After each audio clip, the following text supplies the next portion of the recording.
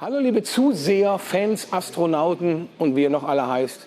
Ich begrüße euch hier zur Astronomicon 2024, 40 Jahre Astro Records and Filmworks. Vielen Dank, dass ihr euch das hier anschaut. Wir haben hier eine kleine, aber süße Party gefeiert. Leider wird uns die Bundesbahn gleich einen Strich durch die Rechnung gemacht, aber das ist nicht weiter schlimm. Aber wir haben alles durchgezogen, was wir durchziehen wollten. Und das Wichtigste war das Screening des Director's Cuts von Anthony 2 bzw. The Cellar auf der großen Leinwand mit einem Live-Audio-Kommentar.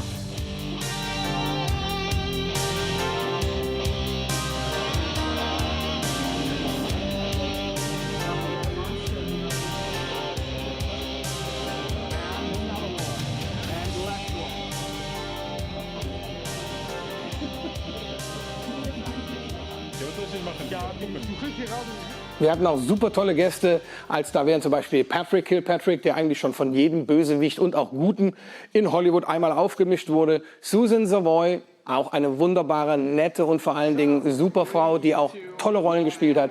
Und Kevin Tenney, der Regisseur von Witchboard, Witchtrap, Night of the Demons und The Cellar. It was a 5-week shoot, and for the first week they had another director, who at the end of the first week was already 3 days behind schedule. So they fired him, they hired me, and I took over the directing duties. And then we cut the film together. So they thought, no, we can do better. So they got some other guy to come in, reshoot some new scenes, recut the film, and turned it into a mess.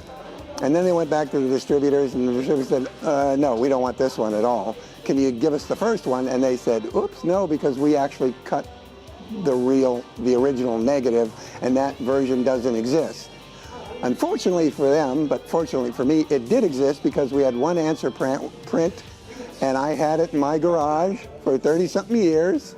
And then when Oliver reached out and said, we want to release it in Germany and we want to release your cut, I said, yay, here it is. So, wir fangen jetzt an, ein bisschen umzubauen und dann gucken wir uns zusammen den Director's Cut von The Cellar an.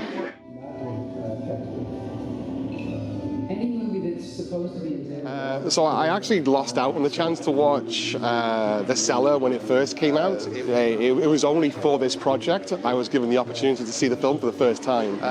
So yeah, it was super exciting to see it. And then to be able to find out stuff about the film. I always watch, like, if you've done a podcast about that movie, I've seen it. Because or heard it, because I looked up every bit of information I can, every interview I could get my hands on, every behind-the-scenes footage that's out there. I watch everything about the film, and it means when I watch the film now, I feel like I have an intimacy to the project. You know, I feel like it's a part of my life as well. Only then I start creating anything for the artwork. So take a look at the movie and see what you think.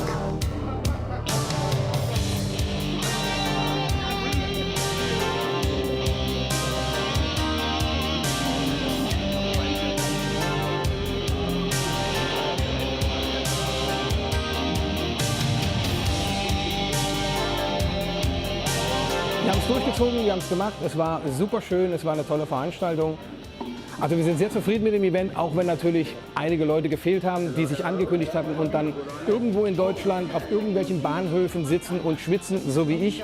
Es tut mir wirklich leid und ich hoffe, euch beim nächsten Mal begrüßen zu dürfen. Und noch eine kurze Sache etwas in eigener Sache.